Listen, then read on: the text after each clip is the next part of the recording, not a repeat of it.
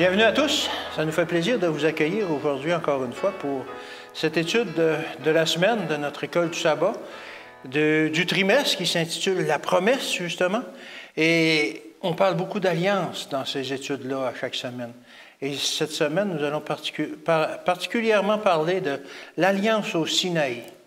Alors, lorsqu'on parle d'alliance dans la Bible, bien qu'on en a mentionné plusieurs dans les études précédentes, lorsqu'on parle d'alliance, on a cette image-là de l'alliance qui a été faite justement au Sinaï.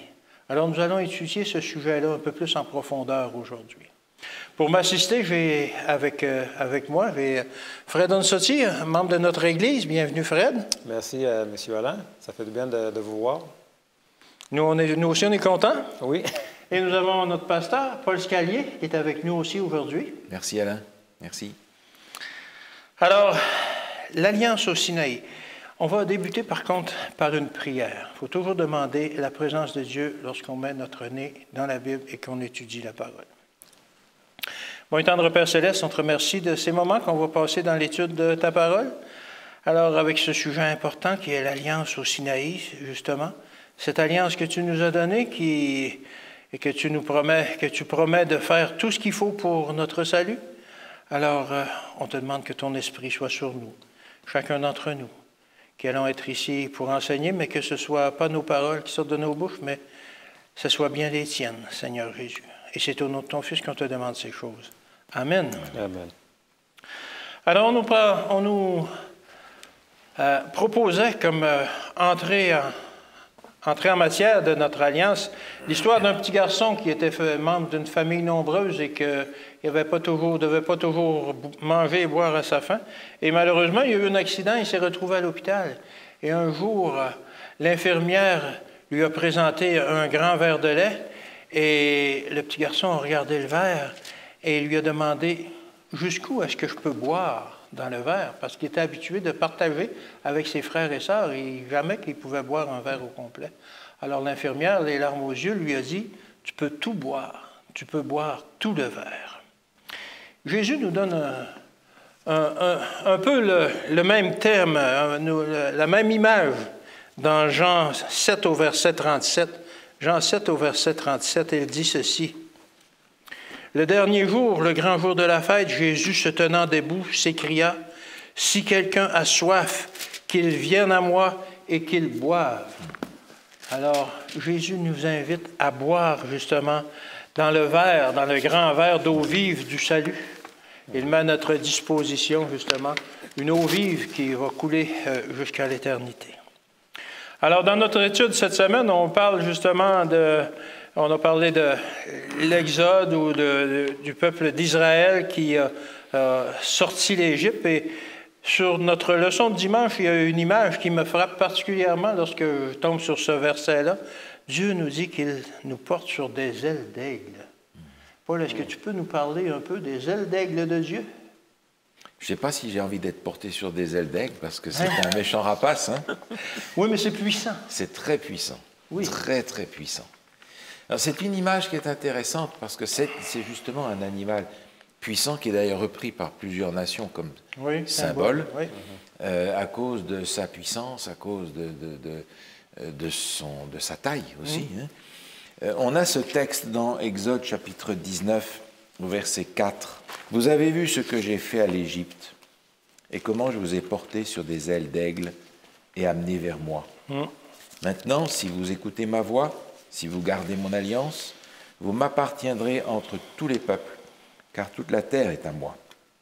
Vous serez pour moi un royaume de sacrificateurs et une nation sainte. » Plusieurs images dans les Écritures sont utilisées pour indiquer l'amour de Dieu, le soutien de Dieu, le soin que Dieu prend de nous. Souvent, dans la mentalité des gens, l'Ancien Testament, c'est le Dieu méchant. Oui. Hein? Par opposition au bon Jésus du Nouveau Testament. C'est ça. C'est souvent parce qu'on n'a pas lu l'Ancien Testament comme il faut. Parce que l'expression de l'amour de Dieu dans l'Ancien Testament est exprimée au travers d'images extrêmement fortes. C'en est une. Oui. L'aigle est connu justement pour le soin qu'il prend de ses petits. Exact. Et ce n'est pas le seul. Pour reprendre peut-être une image canadienne un petit peu plus appropriée, si vous rencontrez une maman ours avec ses petits, mettez-vous à l'abri. Oui. Ne commencez pas à aller vouloir caresser les petits. Non. Ça risque d'être votre dernier jour. Même chose avec n'importe quel animal qui a des petits. Ne vous approchez pas d'un cygne qui a des petits. Vous allez le payer cher. Donc, lorsque Dieu nous parle en disant « vous êtes mes enfants », ce sont ces images-là qui doivent venir à notre esprit. Qu'est-ce qu'un père, qu'est-ce qu'une mère va faire si son enfant est en danger? C'est tout pour le sauver. Oui, exactement. C'est ce que Dieu a fait. Alors, je voudrais simplement reprendre une ou deux images qui sont dans l'Ancien Testament pour nous rappeler ces choses. Je pense au texte de Deutéronome, au chapitre 1er. Deutéronome, chapitre 1er, ce texte est dans notre leçon pour souligner cette image-là, au chapitre 1er, au verset 29. Deutéronome, chapitre 1er, verset 29. Ne vous épouvantez pas, n'ayez pas peur de l'Éternel, votre Dieu qui marche devant vous, combattra lui-même pour vous, selon tout ce qu'il a fait pour vous sous ses yeux en Égypte, sous vos yeux en Égypte. Puis au désert, où tu as vu que l'Éternel ton Dieu t'a porté, comme un homme porte son fils, pendant toute la route que vous avez faite jusqu'à votre arrivée en ce lieu. C'est cette image-là, n'ayez pas peur parce que je vais vous porter. Et j'ai porté tous mes enfants sur mes épaules quand on faisait des randonnées. Oui, oui. C'est ça? Parce qu'ils sont fatigués de la marche. C'est ça. Alors on les porte. Et Dieu nous dit, je vais te porter aussi. Je vais te porter quand tu seras au désert, je vais te porter. Cette image de Dieu qui porte ses enfants. Une autre image se trouve dans le livre du prophète Ésaïe, au chapitre 49.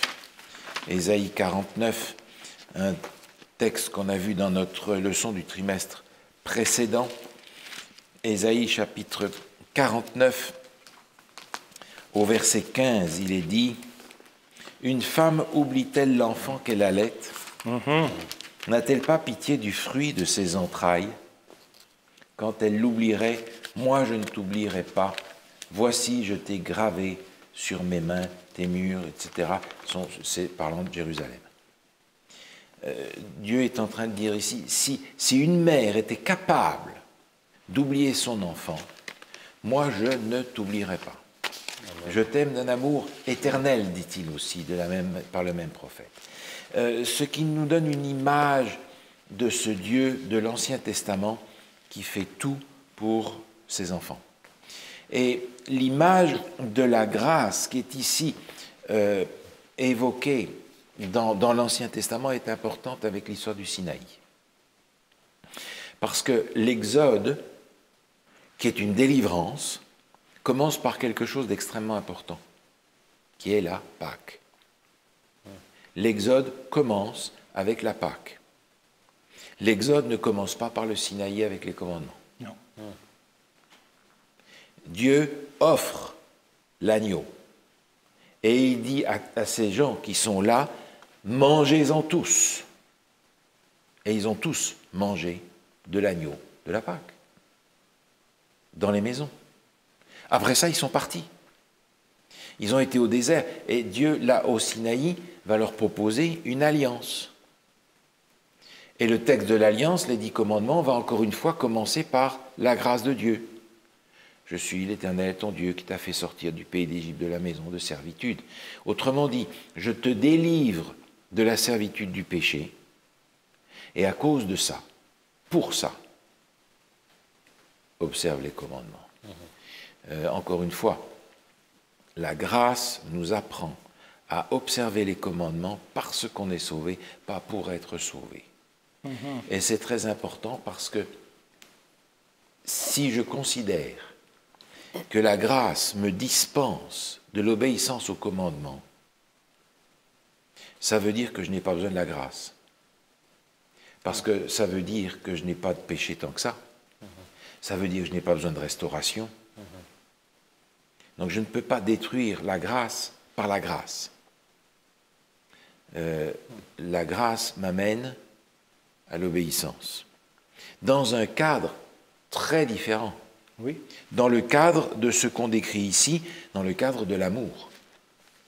Si j'observe les commandements dans un autre cadre que celui de l'amour, je n'observe pas les commandements. Peu importe, même si on fait tout ce que les commandements demandent. Je me retrouve avec le pharisaïsme du temps de Jésus. Oui. Je me retrouve dans cette situation-là. On va regarder ce texte, si vous voulez, qui est dans Éphésiens, au chapitre 5. Et vous allez vous demander pourquoi je prends ce texte dans le cadre de l'Alliance, mais écoutez, c'est le meilleur texte qu'on puisse prendre. Éphésiens chapitre 5, le verset 25. Marie, aimez vos femmes comme Christ a aimé l'Église et s'est livré lui-même pour elle. Alors, quand on parle du mariage, on parle d'une alliance, Ben oui. n'est-ce pas? Et il est dit, voilà Marie, aimez vos femmes comme Christ a aimé l'Église. C'est-à-dire à être prêt à aller jusqu'au sacrifice. Et quand on parle d'alliance, dans l'Ancien Testament, l'expression qui est utilisée pour alliance, c'est couper une alliance. On coupe une alliance. Justement. Et ça nous amène direct dans Genèse chapitre 15, où Dieu va demander à Abraham de couper des animaux par le milieu, et lui va passer au milieu, pour sceller l'alliance qu'il propose à Abraham. C'est une alliance qui coûte cher, qui est scellée par le sang, et qui nous est proposée ici par un Dieu qui se définit d'abord comme un Dieu d'amour. Dans le cadre de l'amour, tout est possible, parce que c'est la seule motivation qui me fait avancer. Merci. On pourrait continuer en parlant du modèle du salut. Fred, est-ce que tu nous as préparé quelque chose là-dessus? Oui, j'ai trouvé que c'était quelque chose quand même intéressant, le titre, le modèle de salut, parce que je pense des fois, ou même souvent, on ne pense pas à quoi la signification d'un modèle, et quand on parle surtout du salut. C'est à noter que la circonstance israélite était une des pires dans la Bible.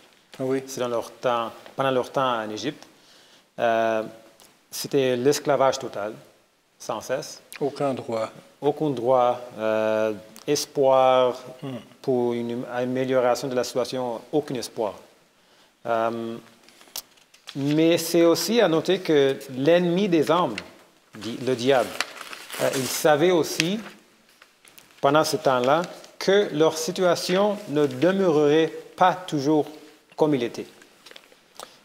C'est pourquoi les morts des compagnons d'âge garçons de Moïse a eu lieu aussi, parce qu'il cherchait à mettre fin à cette possibilité que cette graine ou des enfants d'Abraham vont être libérés de leur situation. Il voulait absolument que ça ne se fait pas.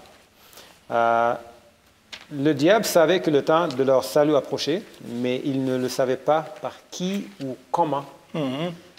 Donc, il a décidé sur un plan de destruction générale. Ouais, c'est ça. Et ça c'était tellement quelque chose d'abominable envers les yeux de Dieu, quand même. Ça amenait beaucoup de peine. Mais on va lire dans Exode, chapitre 6, versets 6, 7 et 8. Et c'est Dieu qui passe un message aux enfants. C'est pourquoi dis aux enfants d'Israël, je suis l'Éternel, je vous affranchirai des travaux dont vous chargez les Égyptiens. Je vous délivrerai de leur servitude et je vous sauverai à bras étendus et par des grands jugements. Je vous prendrai pour mon peuple. Je serai votre Dieu, et vous saurez que c'est moi, l'Éternel, votre Dieu, qui vous affranchit des travaux dont vous chargent les Égyptiens. Je vous ferai entrer dans le pays que j'ai juré de donner à Abraham, à Isaac et à Jacob. Je vous le donnerai en possession, moi, l'Éternel.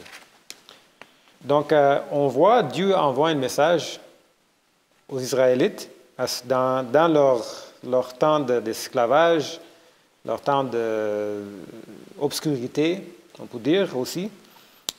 Et Dieu commence par une introduction. Il dit « Je suis l'Éternel.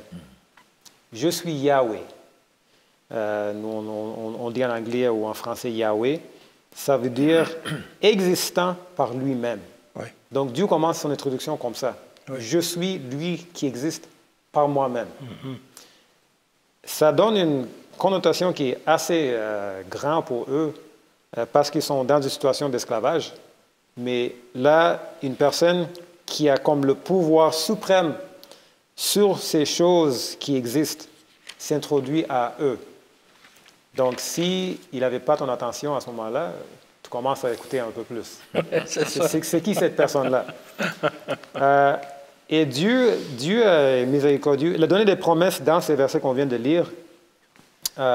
Premièrement, je veux juste qu'on passe des promesses qu'il a données parce que je trouve que ce sont des belles promesses, pas juste pour des Israélites, mais aussi pour nous à la fin des temps ou même pendant toute l'histoire de l'humanité, en fait. Premièrement, il a dit qu'il les a franchis de leurs travaux chargés par les Égyptiens. Les Israélites étaient subjugués par les Égyptiens. C'est qui parmi nous qui n'est pas subjugué par les situations, les circonstances de cette vie? Donc, c'est une promesse pour nous aussi. Il les délivrait de leur servitude. Encore, c'était des esclaves. Qui n'est pas un esclave dans ce monde-là? On se trouve dans toutes sortes de diverses situations. Dieu aussi a donné les promesses qu'il va les sauver à bras étendus et par de grands jugements. On trouve dans l'histoire de leurs parents, Abraham, Isaac, Jacob, ils ont toujours eu la misère, là où ils marchaient toujours à avoir leur propre place. Partout où ils s'en allaient, vous n'êtes pas bienvenus ici, vous êtes bienvenus pour quelque temps, puis après, non, c'est la chicane. Donc, eux aussi se trouvent dans un milieu, comme leurs parents avant, arrière, dans une situation d'esclavage, dans une place où ils n'étaient vraiment pas bienvenus. En fait, ils étaient mis en servitude pour les Égyptiens à cause de cela. Mais Dieu les dit qu'il va les recevoir à bras étendus. C'est quand même une promesse qui est quelque chose de grand. Et aussi, la deuxième partie de cette promesse, c'est qu'il va juger ou il va les sauver par des grands jugements. Dans leur situation, ou si on peut juste se mettre dans ce contexte aussi, souvent, on passe à travers des choses où il y a une personne qui nous fait le mal ou une situation qui est juste désagréable.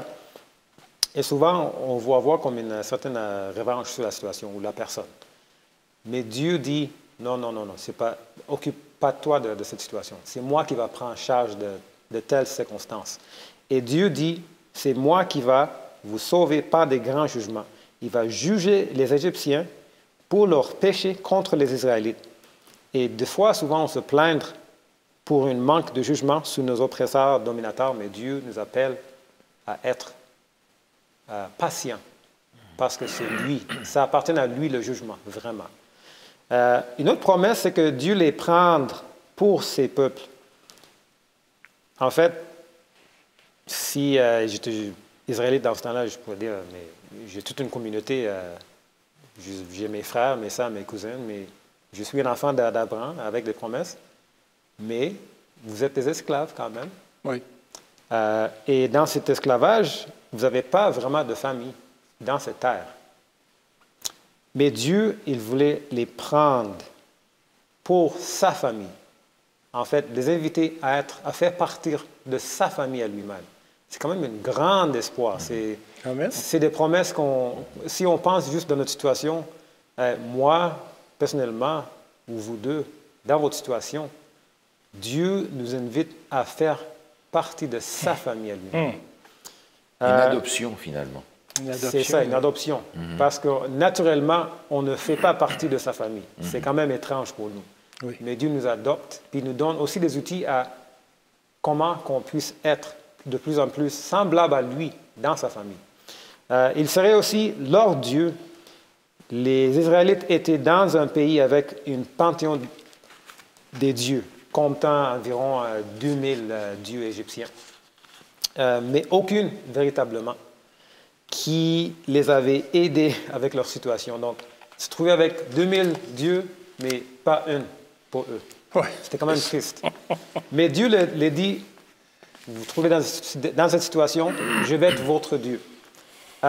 Aussi, c'est intéressant à noter que Dieu a dit et donné une promesse aussi que il le ferait entrer dans le pays qu'il a juré de donner à Abraham.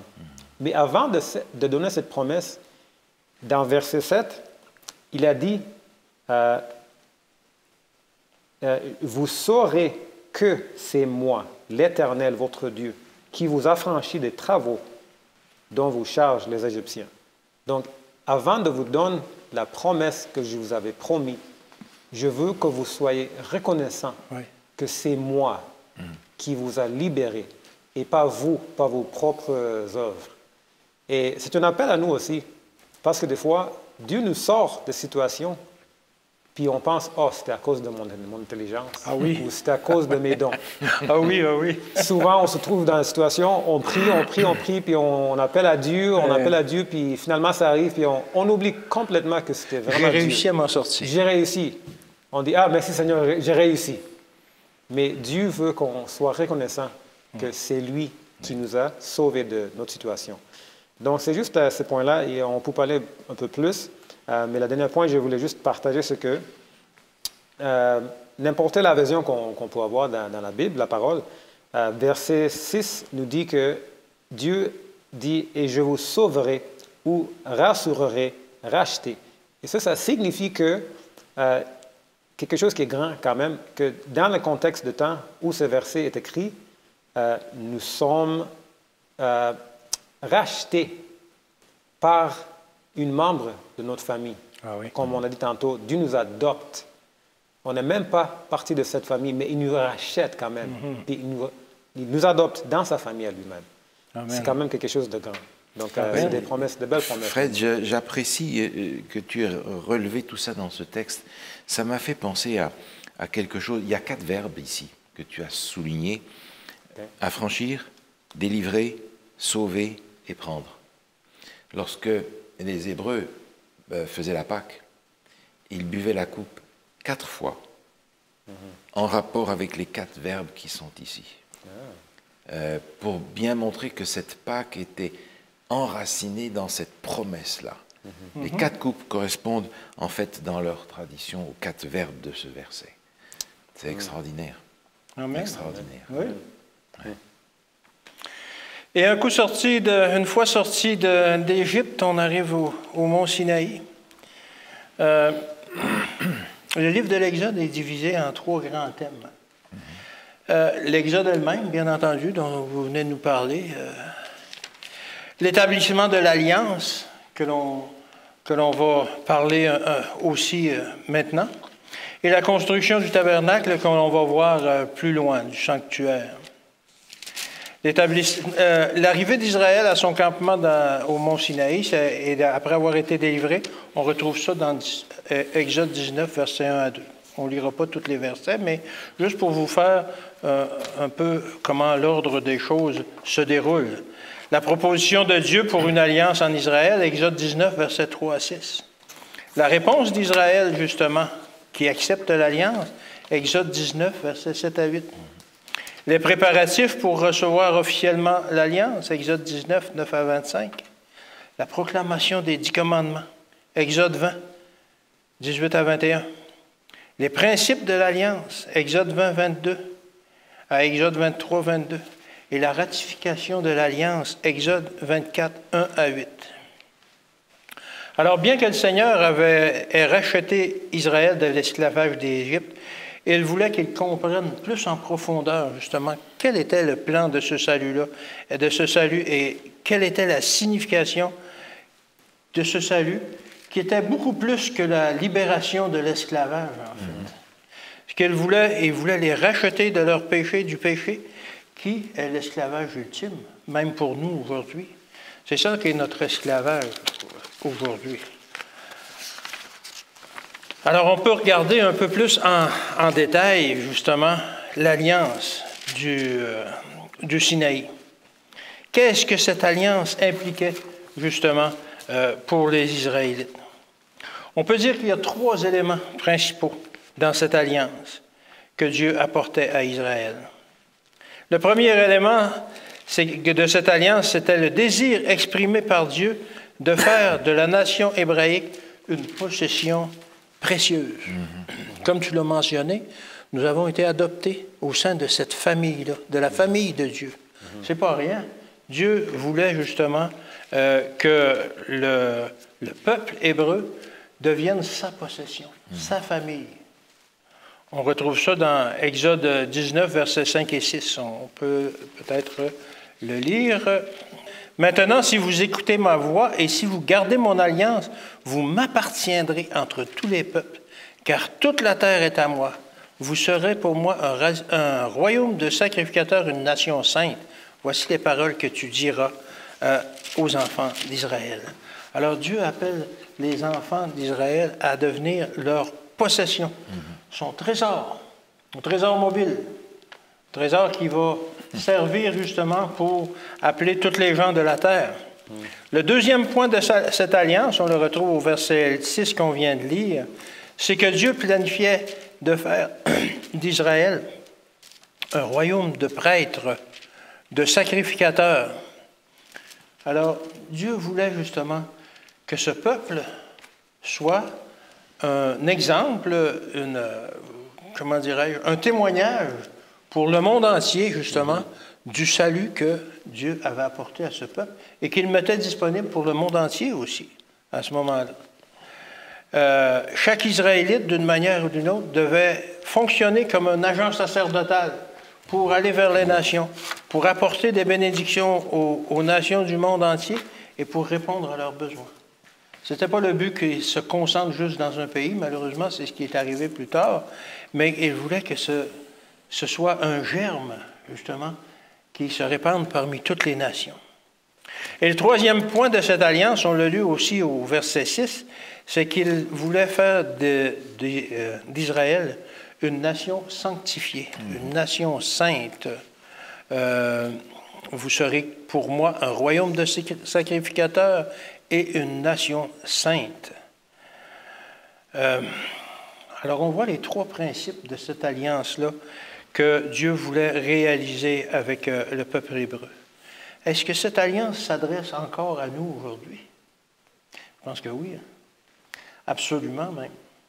Il veut que nous soyons ses ambassadeurs. Il veut que nous soyons à part, que nous faisions partie de son trésor et que nous soyons des sacrificateurs et que nous nous sanctifions nous aussi. Ce n'est pas nous qui nous sanctifions en passant. C'est un travail qui est effectué par Dieu lui-même. Mais qu'est-ce qu'il y a au cœur de l'alliance? Et par quel moyen veut-il nous amener à la sanctification? Par quel moyen Dieu veut nous amener à la sanctification? Est-ce que c'est par les commandements? Non. C'est par la foi. La première des choses que les Hébreux devaient faire, c'était de croire à cette alliance-là. C'était de croire que Dieu faisait des promesses et qu'il allait les tenir. Premièrement, il en avait déjà réalisé une bonne partie en les sortant d'Égypte, mais maintenant, il voulait les délivrer du péché. Et c'était par la foi que, justement, les Hébreux pouvaient se saisir de cette promesse. On parle de la loi aussi dans l'Alliance. Mais la loi, qu'est-ce que la loi? La loi, c'est une description du caractère de Dieu. Alors, ce n'est pas quelque chose à laquelle on veut obéir, on le dit souvent, pour gagner notre salut. Et c'est quelque chose qu'on veut faire, justement, pour se sanctifier. Devenir saint, c'est devenir comme Dieu. Devenir saint, c'est d'avoir le même caractère que Dieu. Alors, le caractère de Dieu est clairement dépeint dans la loi d'amour, qu'elle est appelée dans la Bible. Se sanctifier, c'est vouloir travailler avec Dieu conjointement pour pouvoir lui ressembler, pour pouvoir devenir de plus en plus comme lui. La sanctification, c'est une condition du salut. C'est nécessaire. C'est un travail qu'on doit laisser Dieu réaliser en nous, parce que justement, ça fait partie. Sans la sanctification, on ne peut pas y arriver. Hébreux 12, verset 4. Hébreux 12 au verset 14, excusez-moi. Recherchez la paix avec tous et la sanctification, sans laquelle personne ne verra le Seigneur. Alors on voit que le travail de sanctification que l'on doit accomplir en nous, c'est un élément essentiel. Et c'est ce que Dieu voulait aussi pour le peuple hébreu en leur donnant la loi, etc. Pour justement que qu'ils deviennent un peuple saint. Et la sanctification, comment est-ce qu'on y parvient? 1 Thessaloniciens 5, versets 23-24. Ça dit ceci. Que le Dieu de paix vous sanctifie lui-même tout entier, et que tout votre être, l'esprit, l'âme et le corps, soient conservés irrépréhensibles lors de l'avènement de notre Seigneur Jésus-Christ. Celui qui vous a appelé est fidèle, et c'est lui qui le fera. Alors effectivement, Dieu veut que l'on soit un peuple saint. Dieu veut que l'on se sanctifie. Mais il veut effectuer ce travail lui-même en nous. Parce qu'il sait très bien que sans son aide, sans lui, on peut difficilement y arriver. Alors, la partie du chrétien, que l'on pourrait dire, c'est de le laisser faire. Oui. De le laisser faire ce travail en nous. Et parfois, ça peut être difficile, justement, de nous laisser comme ça, de laisser Dieu travailler en nous. Mais à mesure qu'on le laisse travailler en nous, on vient qu'on trouve ça de plus en plus agréable. Parce qu'il nous délivre de choses dont on a travaillé trop longtemps souvent pour se délivrer et que ça ne fonctionne pas. Et que par sa grâce, par sa puissance, il réussit justement à nous en défaire. Alors Dieu, dans son alliance au mont Sinaï, voulait apporter justement cette dimension-là du salut. Dieu voulait que le peuple hébreu soit un peuple à part. Il veut que l'Église aujourd'hui soit à part. Dieu voulait que le peuple hébreu soit un peuple de sacrificateurs. Et c'est la même chose pour l'Église aussi. Dans un verset qui nous dit ça dans le Nouveau Testament. Et Dieu voulait que le peuple se sanctifie, soit sanctifié. Et c'est la même chose pour nous aujourd'hui. Alors on donne souvent on considère malheureusement souvent les 10 commandements comme quelque chose de difficile, des obligations, le salut par les œuvres, mais en réalité, c'est, comme on l'a dit précédemment, c'est le caractère de Dieu qui est dépeint dans ces commandements-là, et Dieu veut qu'on lui ressemble de plus en plus. Alors c'est ça le travail de sanctification, et il faut laisser justement Dieu, c'est lui qui le fera en nous. Alors on nous parle aussi par la suite, l'alliance, Dieu et Israël, etc.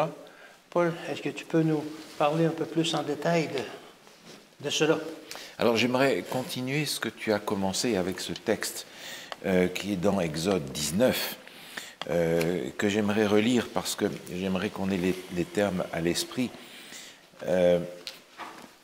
Maintenant, si vous écoutez ma voix, si vous gardez mon alliance, vous m'appartiendrez entre tous les peuples, car toute la terre est à moi. Vous serez pour moi un royaume de sacrificateurs et une nation sainte. Oui.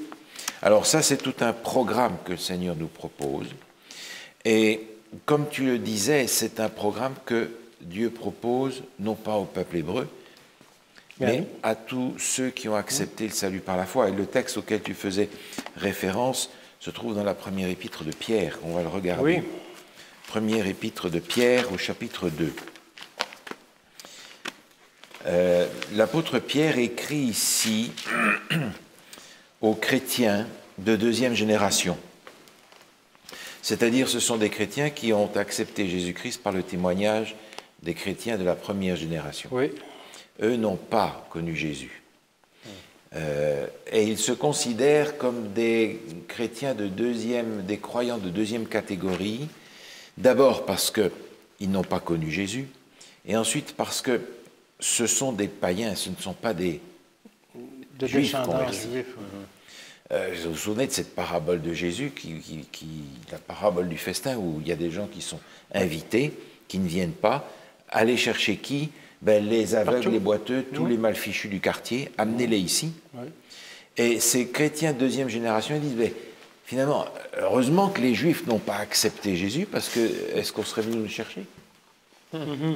Donc on est ces chrétiens un petit peu de deuxième, de récupération. Oui. Et l'apôtre Pierre dit, non, vous n'êtes pas des chrétiens de deuxième classe. Et il va prendre le texte que l'on a dans Exode 19 et va leur appliquer à eux en disant, sachez que ce que Dieu a fait avec son peuple hébreu là, c'est avec vous qu'il le fait maintenant. Et c'est au deuxième chapitre, premier épître de Pierre, chapitre 2, verset 9. Au début, il parle justement de l'échec des Hébreux, et il dit, vous, au contraire, vous êtes une race élue, un sacerdoce royal, une nation sainte, un peuple acquis, afin que vous annonciez les vertus de celui qui vous a appelé des ténèbres à son admirable lumière. Vous qui autrefois n'étiez pas un peuple et qui maintenant êtes le peuple de Dieu. Vous qui n'aviez pas obtenu miséricorde et qui maintenant avez obtenu miséricorde. Autrement dit, vous êtes le peuple de Dieu au même titre que vous êtes la nation sainte. Vous êtes les sacrificateurs dans ce temps de la fin. Autrement dit, l'alliance que Dieu fait au Sinaï est une alliance qui va beaucoup plus loin que le peuple hébreu. Oui, le texte de cette alliance qui se trouve au chapitre suivant, au chapitre 20, est un texte qui va être mis dans l'arche de l'alliance. Oui. Pas à côté, avec les autres lois mosaïques, il va être mis à l'intérieur de l'arche.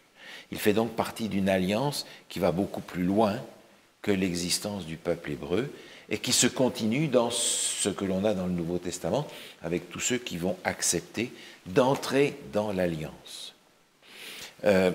Dans ce sens-là, on a plusieurs textes dans le Nouveau Testament et l'apôtre Paul essaye de faire comprendre l'échec du peuple hébreu. On va regarder ce texte dans Romains au chapitre 10, si vous voulez bien. Romains chapitre 10. J'aimerais regarder les premiers versets. Frères, le vœu de mon cœur et ma prière à Dieu pour vous, c'est qu'il soit sauvé. Et il parle de son propre peuple hébreu. Je leur rends le témoignage qu'ils ont du zèle pour Dieu, mais sans intelligence. Et il sait de quoi il parle parce que c'était sa situation à lui. Ouais. Ne connaissant pas la justice de Dieu et cherchant à établir leur propre justice, ils ne se sont pas soumis à la justice de Dieu, car Christ est la fin de la loi pour la justification de tous ceux qui croient. Combien de fois ce texte a été sorti hors de son contexte et dit Christ est la fin de la loi, c'est-à-dire fin de loi, terminée. En réalité, replacé dans le contexte, l'apôtre Paul est en train de le dire, ils essayent d'établir leur justice eux-mêmes, mais Jésus, le mot fin qui est utilisé ici dans le contexte du Nouveau Testament, c'est l'accomplissement suprême. Le but le but suprême. Oui. Autrement dit, Jésus est l'accomplissement suprême de la loi par laquelle vous pouvez être justifié. Autrement dit, allez vous cacher en Jésus-Christ pour que sa justice devienne la vôtre. Non pas que la loi va être éliminée, parce que lui l'a accompli parfaitement. Et je ne peux pas être sauvé autrement qu'en reproduisant parfaitement le caractère, la loi de Dieu reproduit dans son caractère. Donc Jésus est l'accomplissement, le but suprême, le développement parfaitement harmonieux de la loi. Mais c'est l'objectif que j'ai aussi, moi. Mais oui. C'est l'objectif que j'ai aussi. Et dans les versets qui précèdent, il explique que malheureusement, son peuple a cherché la justice de Dieu de la mauvaise manière. Et il dit aux gens de l'Église de Rome, ne faites pas comme eux. Ne cherchez pas la justice de la mauvaise manière. Nous avons donc ce parallèle qui est fait entre le Nouveau et l'Ancien Testament, nous montrant que l'alliance du Sinaï est une alliance que Dieu nous propose à nous aussi aujourd'hui. Parce qu'il veut faire de nous aussi ce peuple de sacrificateurs, pour qu'on annonce aussi cette alliance aux autres. C'est ça. Mais qu'on est aussi amené à porter du fruit. Quand on regarde dans Romains chapitre 6, pour revenir dans l'Épître aux Romains, un instant, si vous voulez bien, au chapitre 6, on a ici les morceaux qui nous sont donnés en rapport avec le baptême. Baptême qui est l'adhésion à l'alliance. Au verset 4, oui. Nous avons donc été ensevelis avec lui, Jésus, par le baptême en sa mort, afin que, comme Christ est ressuscité des morts pour la gloire du Père, de même nous aussi nous marchions en nouveauté de vie. Oui. En nouveauté de vie. On est appelé à devenir une même plante avec lui. Mais oui. C'est l'image que je prenais tout à l'heure d'être caché avec lui. Donc si je veux avoir cette nouveauté de vie qui est en Jésus, il va falloir que je prenne le même chemin que lui. Cette alliance du Sinaï est importante pour m'apprendre à devenir comme Dieu. C'est un objectif terriblement élevé que l'on ne peut atteindre que par sa grâce. Oui. Et si Dieu nous avait donné un objectif moins élevé, on pourrait se dire toujours, je vais essayer d'y arriver. Oui, c'est ça. Mais Dieu nous donne un objectif irréalisable pour qu'on abandonne la bataille. Ben oui. Et qu'on dit, Seigneur, fais ça en moi, s'il te plaît. Et à propos, c'est une promesse. C'est une promesse aussi. C'est lui qui le fera. C'est lui qui le fera. Amen. Nous voilà rendus à la journée de jeudi. Il y a un titre intéressant. Des promesses, des promesses. On a comme référence Exode 19, verset 8. Fred, est-ce que tu peux nous parler de ça, ces promesses-là? Oui, j'ai bien aimé le titre en anglais. C'était plus des promesses de promesses. Puis des fois, on se demande quel genre de promesses qu'on parle ici. Mais avant de faire ceci, je voulais juste qu'on regarde le verset dans Exode 19, verset 8, qu'on a mentionné tout à l'heure. Donc, c'est le verset qui dit « Le peuple tout entier répondit. Oui. Nous ferons tout ce que l'Éternel a dit. Oui. Et Moïse rapporta les paroles du peuple à l'Éternel. » Wow. Donc, c'était une belle promesse. Et c'est bien beau avoir des promesses, quand même. C'est qui n'aime pas les promesses, en fait? Des garanties. Dans notre vie moderne, on aime avoir des garanties parce qu'il y a tellement de choses qui ne fonctionnent pas après un jour d'utilisation. Oui, c'est ça. Donc, on aimerait bien que les manufacturiers, des personnes qui produisent des choses, donnent une certaine garantie sur leurs travaux. Plus longue. Mais souvent, on entend aussi une phrase que les gens disent que c'est mieux de ne pas faire la promesse que de promettre et ne pas fournir. Ça aussi, c'est un problème. Parce que cette façon de penser nous met dans une position un peu impratique selon les choses de Dieu et nos obligations envers nous. En fait, nos obligations envers lui et envers nos proches prochainement ou les autres êtres humains. Mais si on pense de même, si tout le monde en dit « je promets rien », donc il n'y a rien qui fonctionne dans la vie. C'est l'échec assuré, de toute façon. C'est l'échec assuré, de toute manière. Les autobus arrêteraient dans les villes. Des travailleurs ne rentreraient pas pour faire leurs travaux. Les magasins seraient fermés. Donc, si on fait aussi le contraste, si Dieu aurait dit la même chose, je ne donne aucune promesse parce que je ne peux pas le tiendre. Donc, de la même manière, il ne pleuvrait pas, le soleil ne brillerait pas non plus. Et toutes sortes d'autres choses ne fonctionneraient pas. Donc, on voit le problème qui est quand même bien expliqué. Donc, moi, je l'ai expliqué, mais je veux qu'on le voit à travers la parole de Dieu. Oui. Et le pasteur vient de le lire, ce verset. On le trouve dans Romains. On va tourner encore dans Romains, chapitre 9. Romains, chapitre 9, verset 31. Ça nous dit, tandis qu'Israël, qui cherchait une loi de justice, n'est pas parvenu à cette loi. Pourquoi? Parce qu'Israël l'a cherché, non par la foi, mais comme provenant des œuvres. Ah oui. Ils se sont heurtés contre la pierre d'achoppement. Donc, si on va un peu plus loin, dans le chapitre suivant, verset 3, « Ne connaissant pas la justice de Dieu et cherchant à établir leur propre justice, ils ne se sont pas soumis à la justice de Dieu. » Hébreux, chapitre 4 aussi, versets 1 à 2, nous dit ceci, mais surtout le verset 2, ça nous dit « Car cette bonne nouvelle nous a été annoncée aussi, bien qu'à eux, mais la parole qui leur fut annoncée ne leur servit de rien, parce qu'elle ne trouva pas la loi, la foi chez ceux qui l'entendirent. » Donc, on se trouve encore dans la parole de Dieu un grand problème. On connaît la parole de Dieu, on connaît c'est quoi des obligations envers Dieu. Tous les gens ont dit oui, tout ce que Dieu a dit, on va le faire. Combien de fois, nous aussi, on prend ce genre de promesses, on dit oui, dans un baptême, je vais tout faire au Seigneur, avec une malcompréhension. Mais Dieu est quand même reconnaissant de toutes ces choses-là et il nous aime tellement que juste nous laisser dans notre situation de folie, en essayant d'accomplir la loi selon nos propres pouvoirs. Et j'aimerais bien qu'on retourne dans le chapitre 9 de Romains. On va juste voir le dernier verset.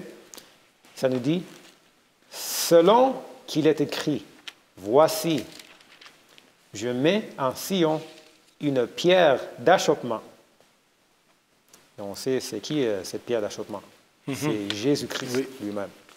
« Et un rocher de scandale, et celui qui croit en lui ne sera point confus. » Donc, après avoir dit dans le verset 31, 32, que voici le problème d'Israël, ils ont essayé d'accomplir la loi selon leurs œuvres, voici l'antidote, on peut dire. Voici la solution. La solution, c'est le pierre d'achoppement. En fait, la pierre où on arrive et on a un choix à faire. C'est ça.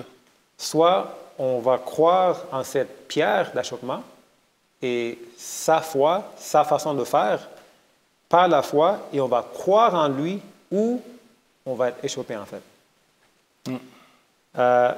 Je veux aussi qu'on voit dans verset 4 dans Romains 10, donc le chapitre suivant, verset 4, ça dit « Car Christ est la fin de la loi pour la justification de tous ceux qui croient. » Donc le pasteur a bien mentionné ce verset, on ne va pas le lire ou expliquer de plus en plus, mais en fait, c'est Jésus encore, la fin de la loi. Oui. On n'a pas d'autre choix. On n'a pas des moyens par nos propres œuvres ou notre intelligence ou juste même la bonne volonté en faisant la promesse, oui Seigneur, je vais le faire. Ce n'est pas ça qui compte, c'est vraiment Jésus qui compte. Et cette solution, souvent, ça nous amène, comme j'ai dit tantôt, dans une situation où on doit faire un choix. Faire face à cette vérité, on a en fait deux choix. Soit qu'on va accepter on va croire en Jésus et sa justification et son salut, sa robe qu'il nous offre, où on va continuer à essayer, à s'affronter de jour en jour, jour après jour, pour vraiment arriver à la fin de la loi. Ça qui, comme moi, qui est dans mes trentaines, j'ai bien compris que c'est impossible par moi-même, mais Dieu me donne la chance. Il m'offre Jésus. Et c'est ça la fin de la loi.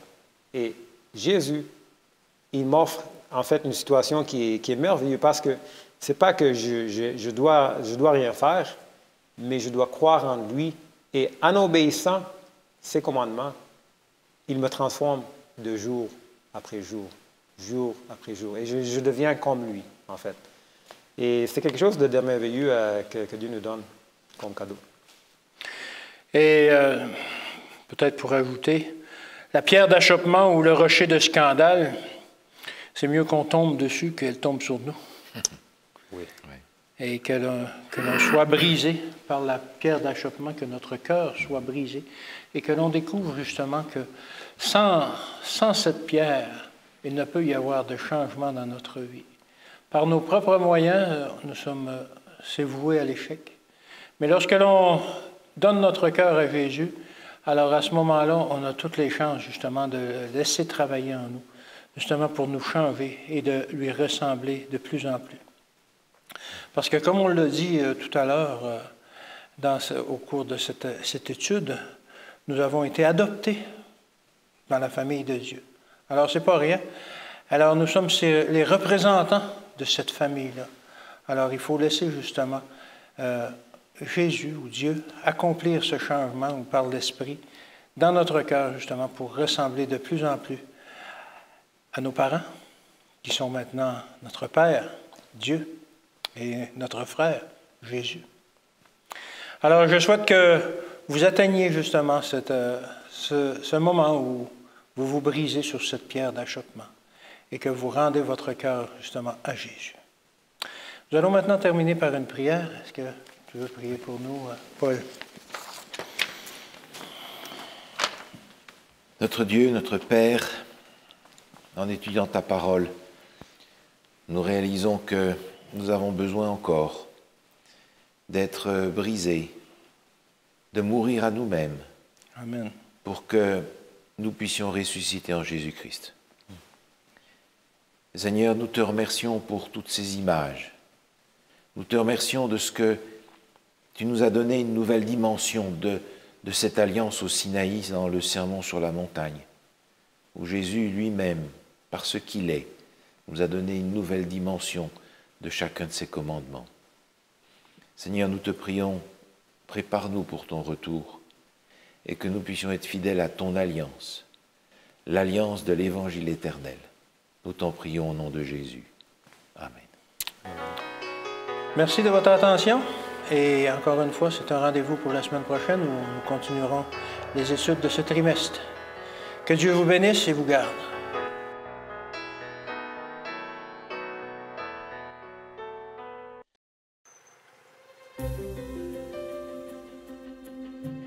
Battambang, la troisième ville du Cambodge, est en train de devenir le centre commercial et industriel du pays. Malgré la croissance rapide et le développement économique du pays, de nombreux habitants vivent dans la pauvreté, n'ont pas accès aux soins de santé et sont confrontés à des problèmes sociaux. L'Église adventiste du 7e jour à Battambang considère ces défis comme des opportunités pour améliorer la vie de ces personnes. Et nous croyons que l'offrande du 13e sabbat contribuera à rendre tout cela possible. Comme Jésus nous a enseigné comment vivre une meilleure vie, nous voulons faire de cet endroit un lieu de référence pour savoir comment avoir une vie meilleure et se renseigner sur Jésus-Christ. Le pasteur Shin et sa femme Abigail sont des missionnaires interculturels et ils gèrent le centre Vie essentielle de Battambang. Lorsqu'ils sont arrivés au Cambodge, ils ont découvert que leur plus grand défi dans la gestion du centre était qu'ils ne pouvaient pas parler la langue locale. Loin d'en être intimidés, ils ont relevé le défi de front et ont commencé à l'apprendre. Pendant ce temps, des missionnaires et des pasteurs locaux sont intervenus et ont volontiers donné de leur temps pour commencer à offrir les services du centre Vie Essentielle de Battambang. Nous avons ouvert le centre pour servir la ville de Battambang avec un restaurant, une clinique de santé, une clinique dentaire et un gymnase. Il y a également un programme de langue et des cours de musique. Jusqu'à la venue de Jésus, nous remplirons la grande mission de partager l'Évangile dans toute la ville et dans tout le pays. En 2018, l'offrande du 13e sabbat a été recueillie pour aider à la construction de ce centre. Grâce à votre offrande, ces programmes ont été rendus possibles. Depuis son ouverture au public, il est devenu un centre communautaire dans tous les sens du terme. Ici, les gens viennent pour apprendre, jouer et se faire des amis. Les parents de l'école de musique sont absolument enthousiasmés par le centre. Ils adorent le centre et je pense qu'ils m'apprécient en tant que professeur. Ils voient leurs enfants participer à une éducation culturelle qui n'est offerte nulle part ailleurs au Cambodge. C'est la seule école de musique de la ville. Le centre est également un lieu où les gens peuvent entrevoir l'amour de Jésus. Pendant la construction du bâtiment, les missionnaires ont commencé à se mêler à la population locale, à se faire des amis et à leur présenter Jésus. Lorsque le centre a été ouvert, plusieurs personnes de Battambang ont accepté le Christ et ont été baptisées. Maintenant, ils font tous partie de l'équipe qui tend la main à plus de gens dans cette ville en pleine croissance. Cet endroit me donne vraiment une chance de connaître Jésus. J'ai appris à connaître Jésus grâce à l'amour et à l'attention des gens de ce centre. Le centre Vie Essentielle de Battambang vient de commencer sa sensibilisation auprès de la population et déjà des portes s'ouvrent. Prions pour le pasteur Shin et sa famille, ainsi que pour tous les missionnaires de Battambang qui ont un impact dans cette ville. Merci d'avoir permis la réalisation de projets comme celui-ci en donnant à l'offrande du 13e sabbat chaque trimestre. Nous vous remercions vivement pour votre soutien. Que Dieu vous bénisse.